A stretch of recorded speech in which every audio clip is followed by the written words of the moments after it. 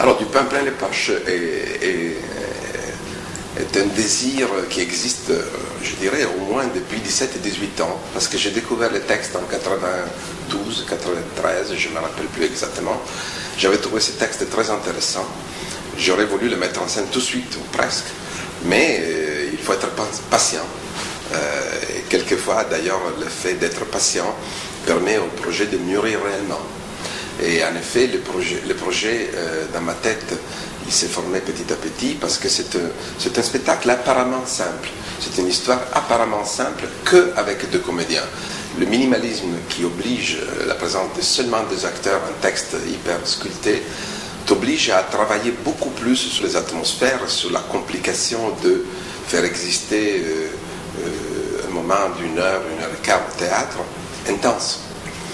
Et j'ai adoré ce texte au tout début parce que je trouve que c'est un des rares textes écrits sur la lâcheté de l'humanité et sur le fait aussi que cette relation entre ces deux hommes qui sont autour d'un puits où il y a un chien dedans et qui font presque rien pour le sortir, mais ils discutent beaucoup en jetant de temps en temps des miettes pour à la fin avoir eux-mêmes des miettes qui tombent sur eux.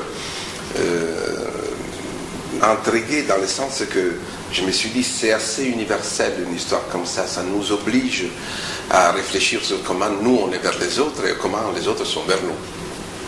Une boîte chinoise, non, dans laquelle on se voit comme un miroir doublé à l'infini sur qui est acteur et qui est victime. Je pense que ce spectacle-là représente vraiment cette sensation étrange qui nous oblige à réfléchir, mais qui est très drôle à la fin. Et je pense que la formule que je vais utiliser, c'est une formule qui m'intrigue beaucoup parce que je crois que l'époque actuelle, nous, gens de théâtre, nous oblige à réfléchir sur le rôle du théâtre aujourd'hui au niveau aussi géographique. Et je pense que c'est un spectacle qui m'intrigue beaucoup pour l'idée de la proximité. Les comédiens seront très proches du public. Et je crois qu'une des forces futures possibles du théâtre, ça ne sera pas les grands arénas. Parce que là, les concerts, les cirques, la danse et le cinéma sont beaucoup plus forts. Le théâtre demande une proximité. Et donc, dans ce sens-là, je dirais que c'est un peu un laboratoire pour moi.